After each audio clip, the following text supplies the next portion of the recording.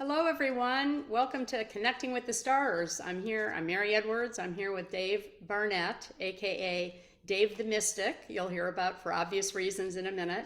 It's wonderful to have you here again, Dave, for the second time. Well, thank you so much. It's good to be here. Oh, good. Well, I'm going to let you tell them a bit about your background. You're amazing. Dave lives in Littleton, Colorado, and has lots of gifts, so I'm going to let him explain it. And after a bio and some introduction here, we'll dive into he's to my 128 hybrid children that I have living on and off planet, and the 125 trips I've been going off planet, do some interior work, just to give you a little mishmash of what Dave's been helping me with and guiding me through these last many months to investigate more about our out of this world lives that we live here. So, Dave, take it away. I'd like to just explain a little bit about you and how you got there and what your special gifts are. Absolutely. Well, I always tell people if I'd seen where I was going to be here at this point in time, if it had been shown to me back in the early 1980s, I probably would have run from the room screaming. Um, I never expected to have one foot in each of two worlds, one foot in the world of our reality as we see it, and one foot in the world of the spiritual plane, where I do a lot of work. But I'll go back and explain it to you. I've been in aerospace for most of my career, for 40 plus years, and with electrical engineering degrees. In fifth grade, I discovered electronic parts, and that's about back to 1965. And I became fascinated with how circuits worked, and I just had to know. And I started taking apart TVs. I started working towards getting my ham radio license and building ham radios, all this type of thing. So I was very fascinated with that. Well, my dad was an engineer, and then he became an Episcopal priest. He was ordained when I was about 4 years old. Sad to say, my parents divorced when I was around 11, and he left, and we stayed in touch and had as good a relationship as you can expect with an absentee father. Um, but my mom got interested in astrology, and she had a reading that she thought would just be fun, where it'd be you're going to meet a tall, dark, handsome stranger, sort of like you see in the newspaper. And it was a very evidential astrology reading. Things like, well, I see you broke your left arm when you were 5 years old. Well, yes, she did. Um, oh, you have a mole on your upper right thigh. Well, yes, she did. So she's a very inquisitive woman and curious, and so she had to learn how this worked. So she and her neighbor friend who went with her started taking the classes and studying it very intently, and also got into the network of an astrology organization that had a branch in Wichita, where I grew up. And so time went on, but when I was in junior high and high school, my mom would use me as sort of the test subject to try these different things. I had three older brothers, and none of them would have anything to do with it. They joked about my mom being Madame Zelda, and they needed to get her a turban with a big jewel on the front, so people would know. And they even joked about putting a sign in the front yard with one of those great big palms, like a palm reader. And so she had a good sense of humor. She went along with it, but so I tried things with her. So I was open to metaphysics. I didn't pursue it actively after I moved out and went to college, but I was aware of it. I went to Kansas State, got my bachelor's degree in Michigan. I got my master's in electrical engineering. I worked at General Motors for a couple of years, decided I didn't like Michigan or General Motors, and moved back to Wichita. And I worked for Boeing for a couple of years, background family. And then Boeing started making a lot of noise about moving us all down to Huntsville, Alabama. And that just wasn't going to happen for me. And I started looking around again, and Martin Marietta came through Wichita in 1981, hiring for Denver. And I took a plant visit and got an offer, and we packed up and moved out to Denver, where my wife and I and our family have lived ever since. In 1983, I went back to my 10th high school reunion and ran into the usual mix of people. And I ran into an old friend. His name is Barry. Sadly, he passed several years ago. But Barry talked to me and he said, Dave, did you become an electrical engineer like you expected? And I said, yeah. And he said, do you think it's possible to change things at a distance? And he wouldn't explain it. He kept just talking around the issue. And I said, come on out with it. What's going on? And he said, well, I'd rather show you. Let's go to my house after the picnic. So I caught a ride with him over to his house. And the first thing we did when we got out of the car, he walked me over to the electric meter on the side of his house. And he was up there and he said, do you see how fast the wheel is spinning? And the wheel in a traditional electric meter spins in proportion to how much power you're using at that moment. And I said, sure, I can see that. He points to the meter and he says, now, and the wheel slowed by about a third. And then he pipes up and says, I did that to my mother's house several months ago, and her bills are still lower. Wow, okay, that's pretty cool. Again, keep in mind I'm an electrical engineer. I could easily detect if there was somehow faking this, and clearly it wasn't. We went inside, and he had a little black and white TV on rabbit ears. Wichita at that time only had 4 broadcast channels, and he set the station to a non-station, so it's just snow, just static on the screen. And he points to the TV and he says, "Now," and the TV tunes in a channel, and there's a station just there. And I was like, "Wow, this is pretty impressive." Um, I know electronic circuits, I know radio circuits and TV circuits, and that is not trivial to change the tuning like that, um, even with mechanical parts or electronic parts. And to do it with just the power of your mind was quite impressive. The next thing he did was he walked me over to where he has this big fancy stereo. His job at the time was, and for a long time, was as an FM disc jockey, and he worked at one of the Wichita stations. So he had a very nice radio and stereo, and it had the standard needles on it for the volume on the left and right, what they call the VU when they're labeled for volume unit or something silly. And he said, "Do you see how the needles are moving with the music?" And it's obvious. The right speaker got louder, then the needle went up. Right speaker got quieter, came down.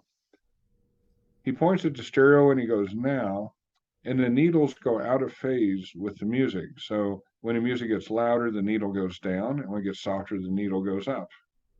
It's like, well, this is very fascinating.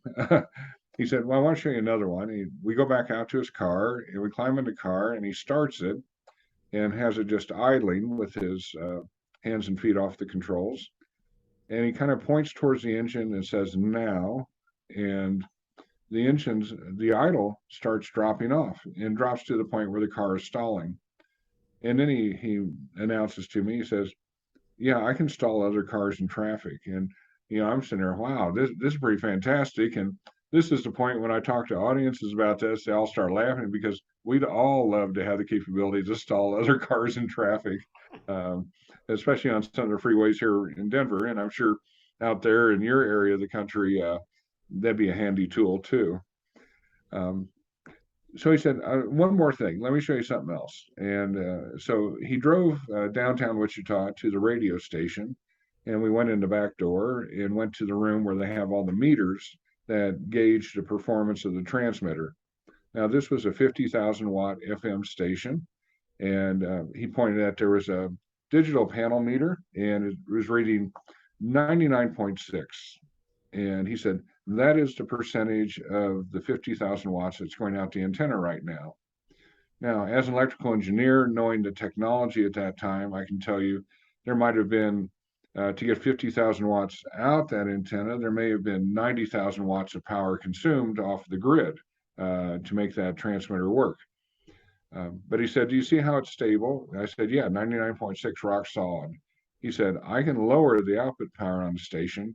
I have to be careful not to lower it very much because I have lowered it too much in the past and I've tripped the station off the air. It thought there was a fault." I said, "Well, okay."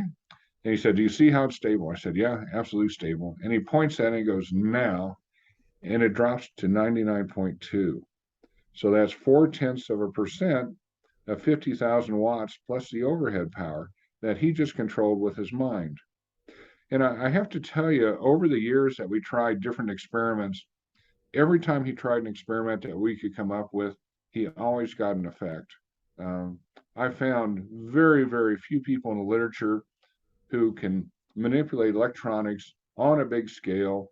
It always goes the way they want it, and it's always an effect when they ask for it. Those types of things, just so rare. I can't recall reading about other people who could do stuff like this. Very fantastic. The equivalent of people who do some type of hands-on healing, and they're so gifted that they touch somebody, and sure enough, they're suddenly cured, and they lose the attributes of whatever chronic wasting disease or whatever they have, and they recover. It's that type of gift that he had. Well, I came back to Denver and I went back to my work, and it really put me in a position where I said, okay, I felt like the two big hands of God had come down around me and said, I'm going to give you a demonstration that you can't ignore because it's in your area of specialty. I was an electrical engineer. Barry could do electronic phenomena. So I came back and I said, I have to figure out what's going on here. I have to know. And being the type of person, I'm always gung ho. I jump into a lot of things. I get involved with therapeutic touch healing system and start taking all their classes that I can get. It's a form of hands-on energy healing. I got very involved with a group called the Tibetan Foundation. They did channeling of ascended masters, and I attended one of their weekend seminars on channeling. And I'm moderately okay as a channel, but information does come through me spiritually. I also got very involved with some psychic development courses at the local bookstores, and I was very blessed. Nothing's a coincidence, as I know now. I met three women there, and we got on famously, all four of us in the class. And we decided that after the class was over, we would meet every 2 weeks during an evening, alternating at houses, and try different things. It's always nice to do these things with people who are open to it, not people who are saying, "Oh, that's crazy. I'm skeptical. Oh, that can't work. Now prove it to me." No, these are people open to it. What can happen here? And we did all kinds of tests and experiments and tried what if questions. It was a great experience. And we did that for a couple of years. Um, so I move on and I continue to start developing a practice on the side. I was very careful that people at Lockheed knew me just as Dave the engineer, nothing else. And because in the 80s, they just wouldn't have been open to that. And even when we got to having the internet, you keep in mind this was before the internet was there. After we got the internet and I started having websites, I was very careful on my websites that I would put my information in a graphic so that these web crawlers couldn't find my cell phone number or anything else about me or my name, so people couldn't search me, and who knew me as an engineer to find this, and And that here worked you are pretty today, well. right? And here you are today. Well, Yeah, and so I just kept doing that. So the late '90s in spiritual readings, I started getting a lot of pressure from spiritual beings who said, you got to ramp it up, you got to step it up. And then in 2002, the message got even stronger, and I started seriously meditating to see what messages would come through, how I could grow my spirituality. In 2003, I won some contracts with a small uh, independent company for Air Force research work, and I left my engineering job at that time. And I heard a voice in my head, just like we're talking, that said, "Now you have all the money that you need. Go out and learn everything you can about healing." And so I spent the next 4 years, 2003 to 2007, taking all the classes I could in different healing modalities. I took 2 years of psychic development classes with the Denver Medium, and a lot of gifts started coming through. Gifts such as retrieving souls from their personal hells, which was a fascinating thing. I was led by spiritual beings to develop a protocol for getting people out of their self created hells, which, from my viewpoint and their viewpoint, is the only kind of hell there is. There is not an objective hell. It's um, if you die believing in hell and you believe you belong there and you have an image of what it should look like, the universe says yes, and it will create that hell for you. And you'll be there until you finally get bored and you say, "Is this all there is?" And an angel may step in and say, "You could have gone to the spiritual plane anytime you wanted." Well, they wanted me to develop a protocol for getting these people out of these self created hells and get them back to the spiritual plane. So I did that. And also worked with people in limbo and people in purgatory and other areas where they have some type of training that has led them to a place that takes them away from the spiritual plane. I also started having lots of downloads on how to do past lives and read the Akashic records. That came through for me. In 2008, I started doing energy and entity clearings. That was just a chance event where, again, no coincidences. A woman called me and said she was a friend of my daughter's, and she had phenomena in her house. And could I do something about it? And I was in Las Vegas on vacation. I said, well, I'll take a stab at it. And I did a first pass on it. The house had had a previous owner who had hanged himself in the basement. They weren't told that when they bought the house. They found out about it later, and obviously he was walking around the house bothering them. And I had to do 2 passes, and I developed some more sophistication on the clearing, and then all her effects went away, and that kicked me off on doing clearings, and I've just expanded that practice now for the last 14 years, and I've probably done over 3,000 clearings now. I do them all remotely. Um, I do a lot of work with subconscious core beliefs. I really truly find that people have core beliefs in their subconscious. You could also see them as being embedded in their energy fields in different layers of the aura. Uh, Barbara Brennan talks about that in Hands of Light. And I work with modifying those core beliefs to change trends or controlling factors in people's lives where they want to update their lifetime and move better. And then along the way, I started interacting with ETs, and um, I started seeing a lot of phenomena. They started showing me things. I've always been grateful to the universe for giving me lots of demos. I'm an engineer. I'm a little bit of a show me person, and I get those. And I've probably seen a half a dozen times now. What to the average person, if they just glance, they say, "Oh, that's an airliner up there." And it's like, well, if you look closer, it doesn't have wings. It's not making any noise. It's hovering or flying very slow. But the average person just glances at it and says, oh, just a quick snapshot. Oh, there's a plane up there. And I've seen hybrid people, partial ET, partial human. They have slightly different appearance. I've seen them in meetings, and sometimes if they notice me noticing them, then they get up and leave and disappear. So I can't find an excuse to go over and talk to them. Um, So lots of I incredible gifts you have, and that's why we're here yeah. talking about it today, because you actually helped me for several years on and off when a friend of mine's son passed, and I wanted to help the mother, and I wanted to find a rocket scientist that had a mystical part to them, like my father did. And my dad was also an electrical engineer and a rocket scientist, as was his father and his brothers. He was the youngest of three boys. You were the youngest of four. And he went to Northwestern and had a rocket science company forever. And you've been helping me unpack my past lives, my 94 generations of space. Hmm. And it was not an easy find to find a Dave the Mystic who was also a rocket scientist. I was very specific that I wanted somebody like my father's brain that would really be able to track information and give me more information about myself.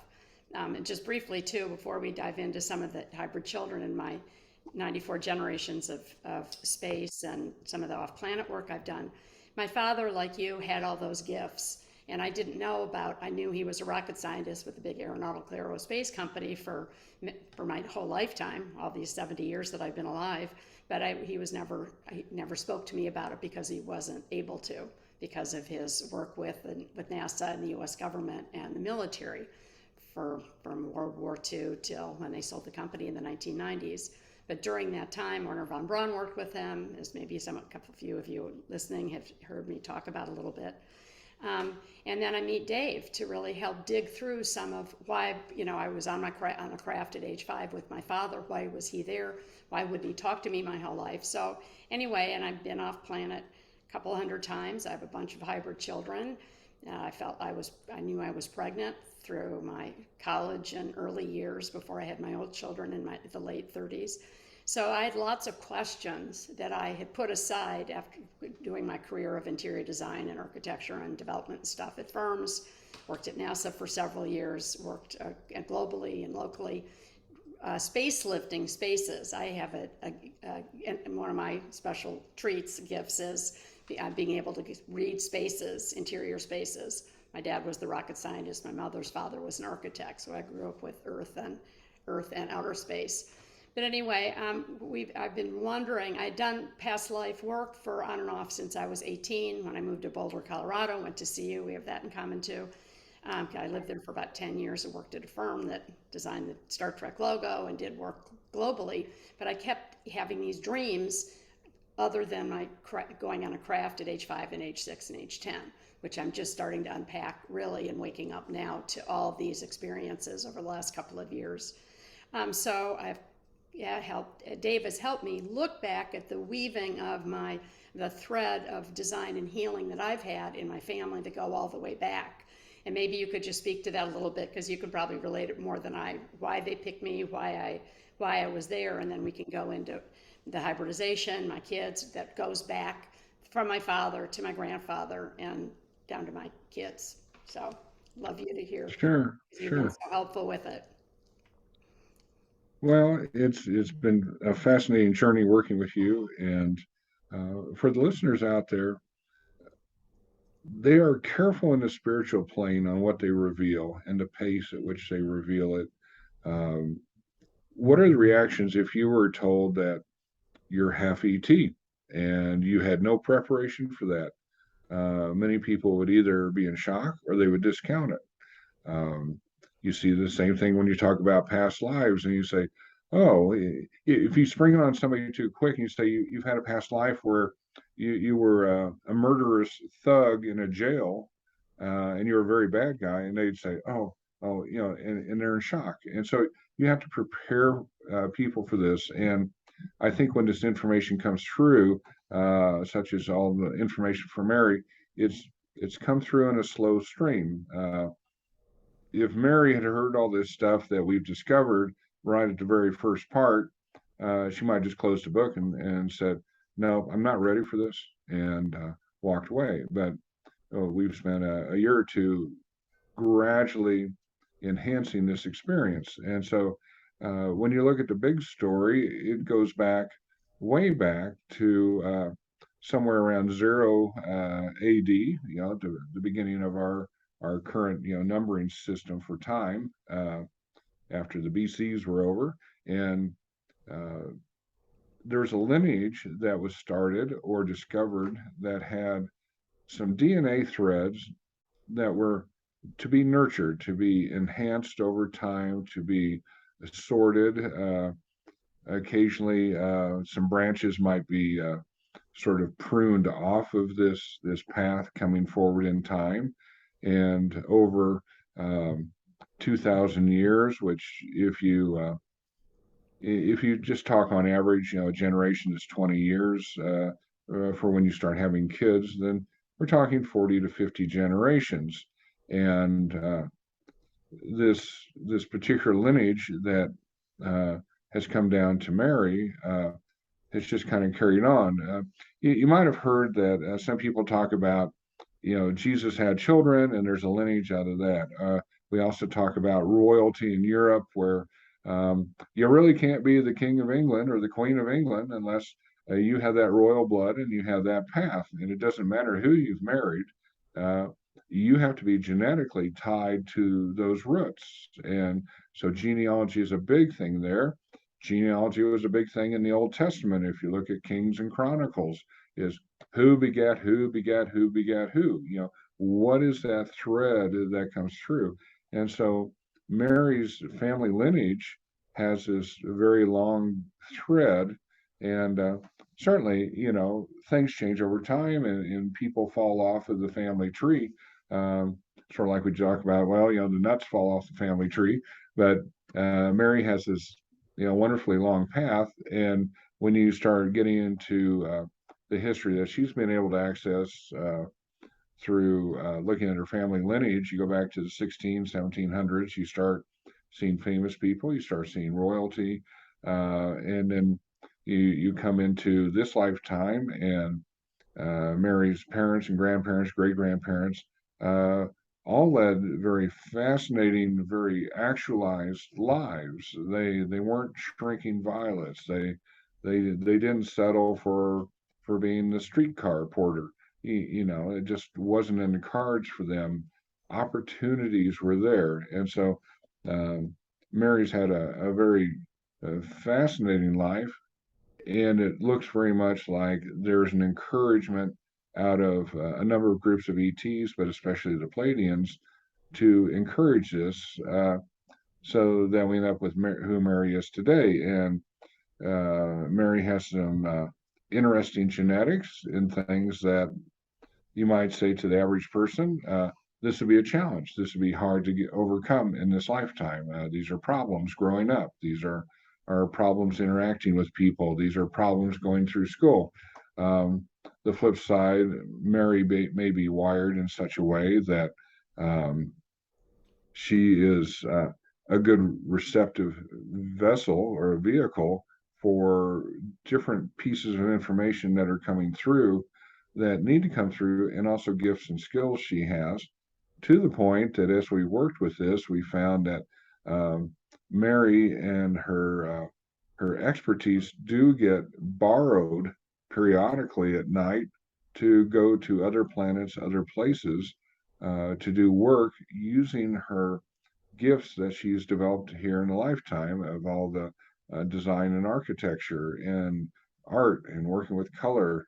Um, it really brings to mind the idea that in a lot of cases, if you watch sci-fi movies, they still do this where I don't care whether it's Alien or Star Trek or whatever, plain walls, gray walls, metallic surfaces, metallic decks. Um, the only color in the place are some indicator lights on a control panel, and other than that, uh, total boredom. Now, if you or I were going to live in an environment like that for decades, we sure would be looking for something better than that. We'd be looking for color. We'd be looking for music and sound. We'd be looking for comfy furniture. We'd be looking for intriguing art and decor on the walls that would engage us. We wouldn't just put up with, okay, here's another corridor with gray walls. Here's another corridor with gray walls. Um, it just won't work like that. You even see it in Star Wars, and it's hard to believe that any future race like that, uh, just on morale purposes alone for soldiers, would put them in a place where, okay, just another set of white corridors. You know, it just it doesn't work very well. And the other thing that Mary brings to it with these ETs is a lot of the ETs, they appreciate the fact that they don't think and operate like us. And if they're going to bring groups of humans out to these other sites to live, to work, to maybe expand the population and resettle, um, they have to work with the aesthetics. They can't ignore that. Otherwise, they'll have people committing suicide out of boredom and depression. It would just happen. And Mary's worked in different environments for schools and other places, worked with special needs people, all these types of things. So she has a high sensitivity and an acute sense of how these people tick, how they think, what they appreciate, and that's given her a lot of insights that it really seems like these ETs are using her gifts to get there. So she has a very interesting set of gifts and skills. Oh, well, thank you. Well, yeah, 40 years in interior design. I got a BFA, then an interior design degree, then I went to architecture school. I'm working at NASA, and they've told me that, as you know, that they've been watching since I worked on the first International Space Station, which was all about isolation and confinement. And we all experienced one little mini ounce of that during COVID. But and then they've watched my family forever. My dad being such an open person, being having psychic gifts, and I've been talking to Dad with Dave um, over the last several months, who passed about 10 years ago, and I'm finally now finding out why he couldn't talk to me all those years while he was alive, because of his involvement in his honor and his duty to keep his honor code to not talk about any of this with me or my sisters or my mother or anybody. So it's been a great treat to be able to communicate with Dad, rocket scientist and mystic, and hear not only the Pleiadians, Arcturians, Andromedans, who just borrowed me to go out to an asteroid a couple of weeks ago to work on their new space, and just go back to the time I went on craft with Dad at age 5 and then age 6 for the hybridization program when they took eggs for me because of my DNA, and then at age 10 I remember them putting stats in my head on one big craft, and they took me to Jupiter and Mercury and Mars after that for a few weeks. So this has been going on for a long time. I mean, my first astrology chart done was when I was 19 when I went to Boulder, and they said, as did people since then, you're a starseed and you're a baby mama. Well, I didn't know what the heck that was, and I continued with my career, and I got to finally work at NASA, which was my dream come true, which women back then, didn't often get that opportunity. So they've been watching and telling me for 10 or 15 years to do books, and I did this wonderful book last year with Barbara Lamb, asked her to do that with me, called E.T. Friends in Space, because I now am sort of coming out of the quiet closet of not talking about this after being a single parent and working for a long time. I know I'm here to help heal humanity in my little part. I'm here to help with my voice, with Dave, with others that are listening here, to play our part to really shift and be here to tell stories about what our experiences were. And yes, I was born with a lot of ADHD, a lot of dyslexia, post-traumatic stress disorder from some of that. And now I realize, after talking to Dave and my father and dozens of people over the last many years, that yes, I'm not crazy, that yes, this happens to people. Yes, I had a lot of babies, partly because of my DNA.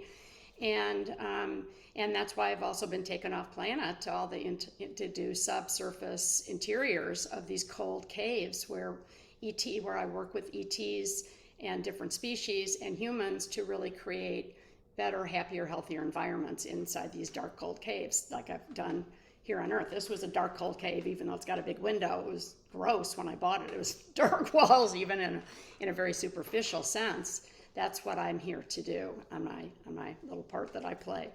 But I wanted to just show you, Dave and I are going to talk a little bit about some of my hybrid children, and I'll show you some pictures of them and talk a little bit in the 20 minutes that we have about some of the places I've been that have been just starting to wake up. I was told literally by about 8 or 10 different people since I was 18 or 19 at that first time.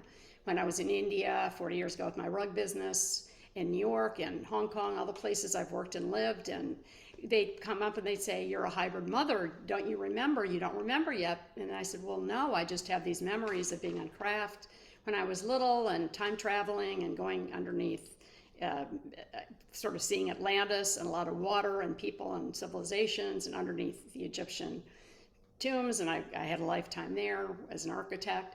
So anyway, I have had glimpses of this my whole life, and really after being a single parent for a long time, and thank God for COVID, we all had to stop and go deep inside, and I found Dave, and my friend's son passed, and I thought, oh my God, we've got to help find somebody to ease her pain, and in the process, we were hearing about what life was like in the ether, more and more with weekly calls, really with Dave, or several weekly calls for over a couple of years. And then I saw what his gifts were, and it's helped hone mine as well. So I actually have 128 hybrid kids or more that are living. You can see this picture. It's a little drawing I did 30 years ago or 20 years ago before I even knew about the hybrid kids. I have 33 living on Earth, or 3 in China, 3 in South America, 4 in the Pleiades. They're in Europe and Spain and France. Some are autistic. All of them tend to like space. They're all pretty smart. They're 4 feet tall and 10 feet tall and all different shapes and forms, because I am, according to Dave's system of LOC, which he calls a consciousness, level of consciousness, I'm 16% human now, and the rest ET in all different forms and shapes. And of course, each lifetime we're in, and we live in different places. We're here for different reasons, on planet, off planet, and so we're here now. So here are a few pictures that we've unearthed of a few of my hybrid children. Some the one lives on a blue asteroid near my face more. It's 8 foot tall, pale blue skin. Then the one in the middle is an average human build, 4 feet tall with bright white skin. The one in London is 5'3" with ruddy, sort of reddish brown skin, high IQ, plating with some Arcturian. So digging through my past, my two Earth children are 30%, both of them are about 30% hybrid. We look back at my father during his lifetime, at his birth, at his death, to see how his LOC of what his life was, ET-wise, and it goes back to the grandfather. They all have hybrid children, and they were part initiators of the hybridization program a long time ago. And I think that's why I was escorted by my dad onto the craft at age 5 to sort of take some of the fears out of it, because it was a little spooky back then. But and these are some more of my hybrid children from South America. And there's one woman from Ecuador who's a cardiac nurse, fascination with techie stuff. There's Geraldo, who's 24, that lives in Brazil, communicates with crystals. He suspects he's an ET. He is adopted. He lives on his own. Then there's King. I have 3 from China. I've spent a lot of time in China working. I'm part of my rug business there for a long time, traveled there a lot over the years, so no surprise that I have a connection there. So these were a lot of the children that I had during, if I'm 70 now, in my 20s. And they're all in different ages and different places. So, Dave, do you want to just comment on that for a minute? It's pretty wild to know that I have all these children. I've spoken actually to a few of them in the Pleiades that are in their late teens, and we've had communication. We've done some design stuff together, which has been really fun, with Shirley Bolstock, a good friend of Dave's, who is past that I worked on a book with, who was really incredible to help me talk to them.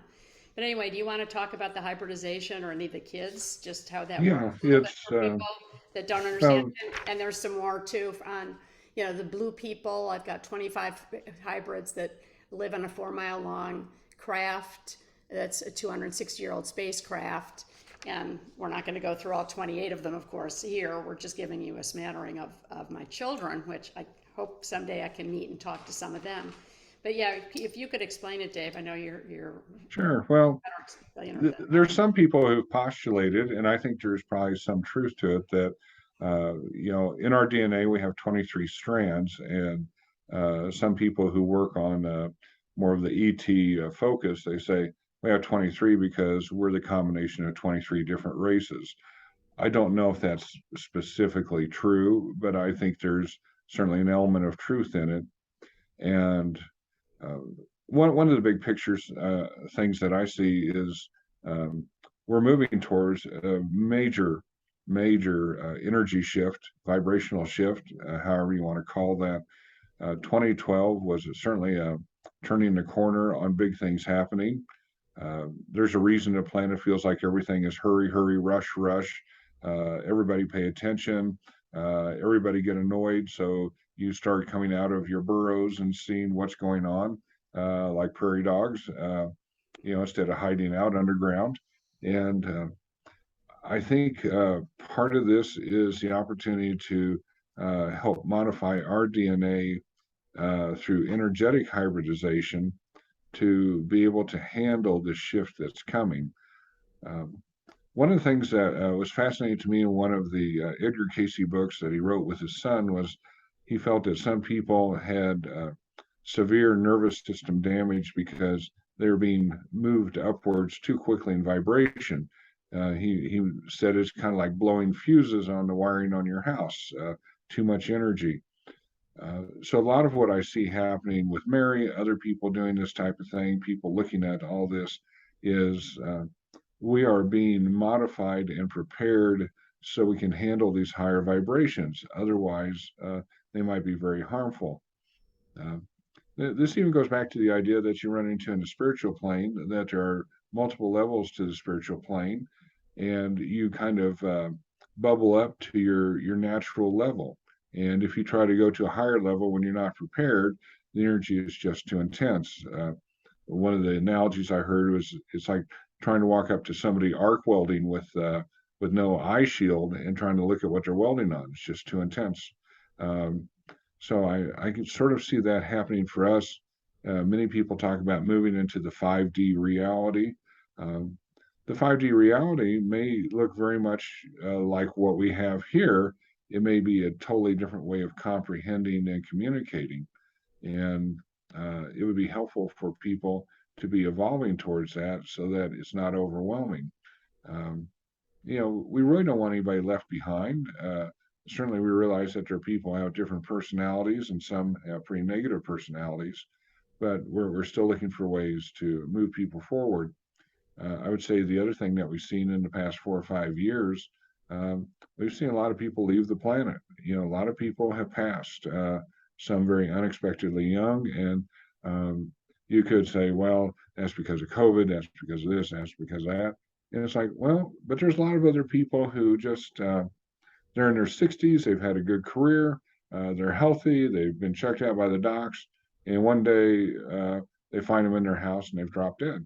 And I think it's some part energetically, they've made a decision at the spiritual level that they would rather go back to the spiritual plane and look at a reincarnation coming into a new body than taking that body and moving forward with it. And but there's a whole lot of people who are here. They're here for the long duration, and I think there's going to be a lot of changes energetically for most people to help them be able to tolerate these major shifts. And they may come through physical changes to the DNA. There are people out there talking about upping the number of DNA strands, and they're saying, you might go to 46 or 72, or I'm sorry, 48, 72. All these different strand counts that you read in the literature online, where people feel like they're being accelerated, and I think the spiritual plane is helping with this. I think the ETs who work with our spiritual plane are helping with this, and they're looking for ways for us all to move forward. Uh, I think we're at such a critical juncture where our technology has outrun our ethics and our morality and our spirituality for most people. I mean, the very fact that we still have nuclear weapons on the planet and we haven't evolved past that, um, I think says a lot. It just, we don't need them. We should never have them in reserve to use them as a last ditch, effort to deter somebody else from attacking us. So there's a lot of technology. Most of us thought the internet would be great when it first came out, and now we see so much stuff on that's dispersed that um, is people deliberately trying to manipulate and shade the truth and manipulate other people or to use it for criminal activities. And so we still have some evolution to do. As we continue developing these technologies. Okay, we can clone animals. Should we clone humans? I don't think so. I'm not very keen on that. I think there's a whole lot of details there that I'm just very uncomfortable with. We need the ethics for that and the morals. Are there different countries on the planet who are already cloning humans? I bet there are. I have no doubt of it. So Chinese. so all these things are pointing to a need that we have to evolve. We have to be set up for evolution. And so I think these opportunities of doing actual biological hybrids that we see from ETs, they may have been clumsy in their first efforts on how they harvested eggs back in the 70s and 80s, where uh, they terrified people. Well, the They, 50s, they like, left them yeah, it was pretty left them with terrifying. nightmares. Yeah. And thankfully, regression hypnosis helped a lot of these people kind of come to grips with what had happened to them. Um, they at least knew, even if the images were a little bit disturbing. But we've gotten past that now with most of these ETs, and they're much more sophisticated and much more sensitive to how we think and how we would react to these settings. And they're also advancing on their techniques on how they work with humans to move things forward. So just a whole lot of this just seems to really be just in a big swirl. But if people keep in mind the goal is always to help us raise our vibration and to do better, and ultimately to however you see the world, to know your connection with the creator better, which is probably the ultimate goal. um, as long as you stay aware of that as being the prize, then um, yeah, you can tolerate that there's going to be some missteps here and there.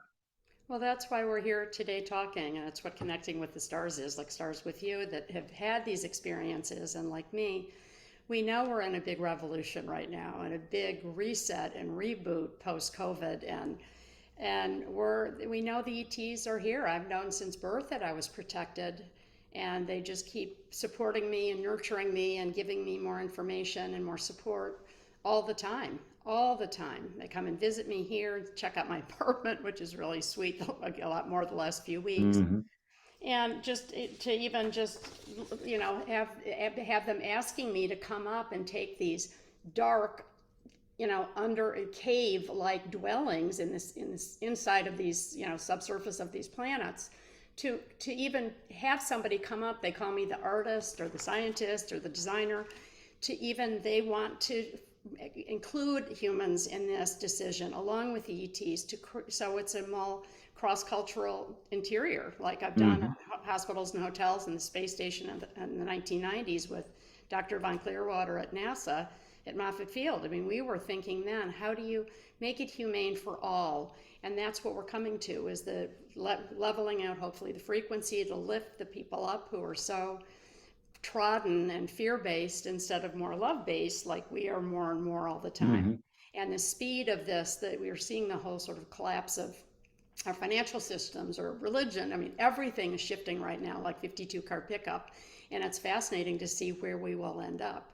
And as technology wanes and the veil thins with ET and exposure, we see ETs everywhere now and all over in our movies, on the TV every day. That we may not get the disclosure from the government necessarily, but we're getting it from us individuals who are here speaking on these YouTubes and on all these shows right now. That it's incredible, sharing our stories to create less fear, more hope, more positive relationships that we have with the ETs. I'm delighted that I can work and help on off-planet interiors as I still do them here. They've asked that I help them come to Earth, and I'm obviously helping them go off Earth, off planet, and that's a delight to me. Pretty crazy. For still, I'm just coming, as I said, out of the closet right now, talking to Dave, and even being on this show that I'm doing right now. For all of us who have had these wild and wonderful and scary stories to share, to help each other evolve together as one fine, beautiful Mother Earth support system as we are now.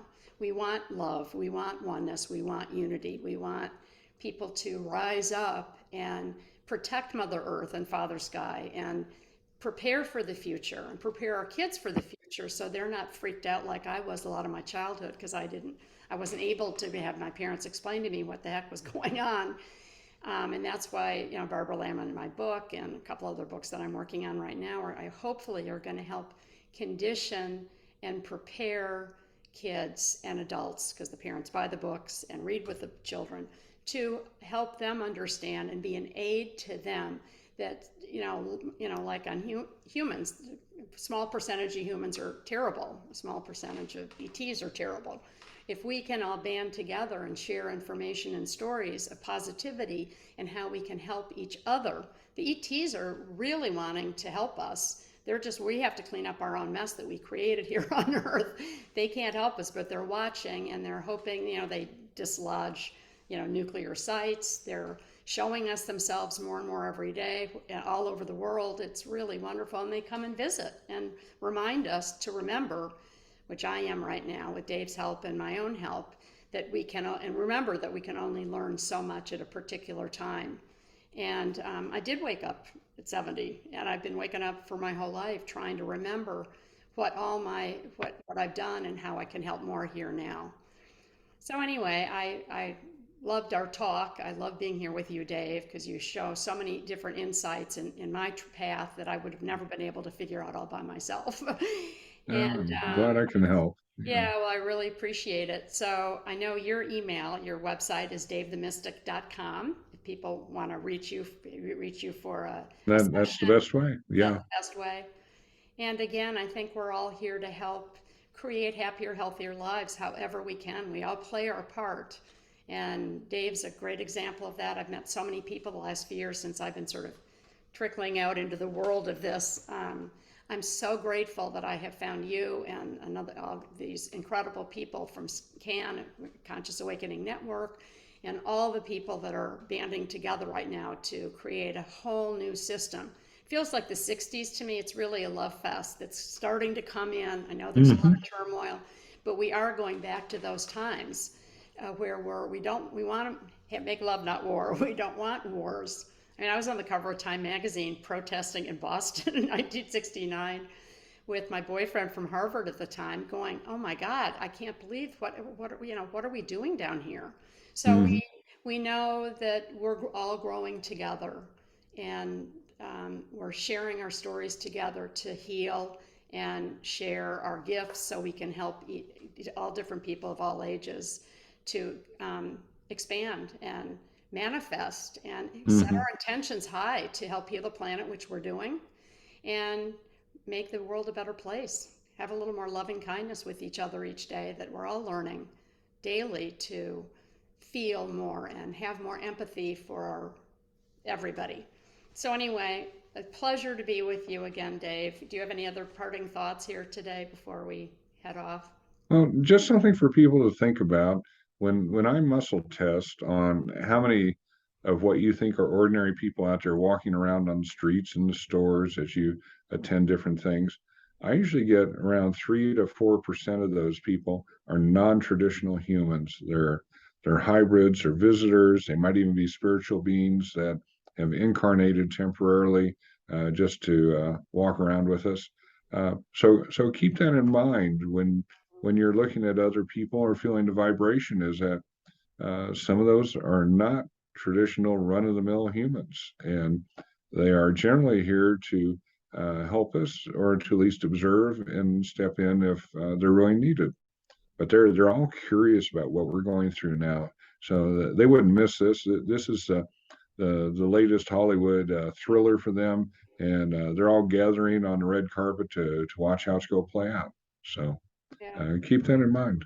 Yeah, Yeah, we sign off with good intentions for everybody here to keep saying, absolutely. rise, rise, rise. So thank you all for being here. Thank my blessings and love to you, Dave. Thanks. We'll look Thank you. forward to seeing you again soon. Everyone have a wonderful day today and spread the love. Thank you. Bye. Bye.